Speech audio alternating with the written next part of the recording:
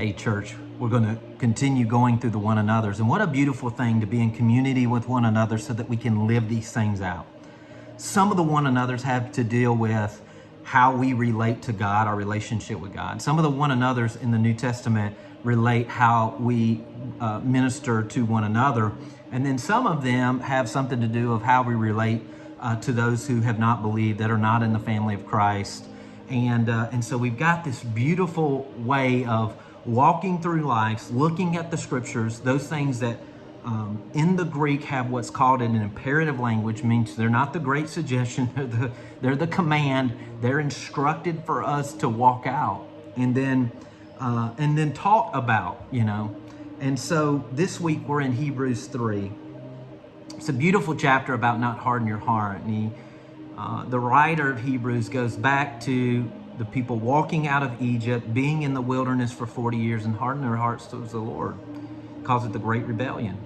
And so he really encourages us not to do that, to not to have a hard heart, to not be rebellious. But then he says this, and I'm going to begin in verse 12. It says, beware, brethren. And that's an endearing term. That's saying, hey, brothers and sisters, lest there be any of you an evil heart of unbelief in departing from the living God. But then he says this, but exhort one another daily while it's called today, lest any of you be hardened through the deceitfulness of sin. And so there's a reason why he's saying, hey, we need to exhort one another. And that word exhort actually has two root words. One of those is para, which means come alongside. And the other word, it means to call out. So to exhort means to come alongside and call out. And I'm not saying like, oh, you got called out. Like, no, I'm not saying like, oh, call that brother. No, like call out what God is doing in their life. Call out how God has uniquely gifted them. Call out how God has created them and uniquely made them. Call out when someone does something good. To encourage means to put in courage. We're always full of courage when we have been told or been encouraged about our confidence in the Lord and what He's doing in our hearts. And so, but then it also says to do it daily. This is something I've got to work on. I'll send a text every once in a while, once a week, like once a month. Those are the type things that I do. But this says, but exhort one another daily. That's what we're called to do. Daily, on a daily basis.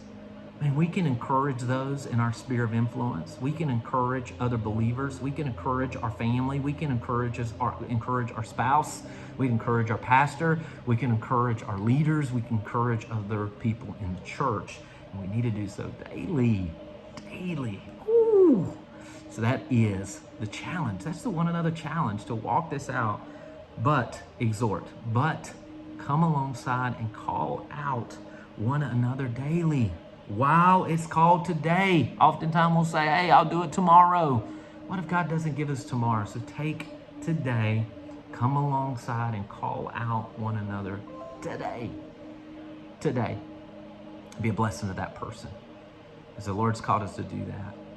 And what a huge blessing it is to somebody's life, to steer them away from the enemy, to steer them away from another direction and pull them or encourage them towards Christ. So that is the one another challenge.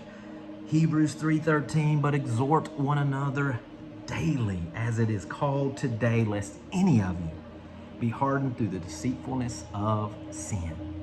Let's do it, church. Let's be the church. Let's not just go.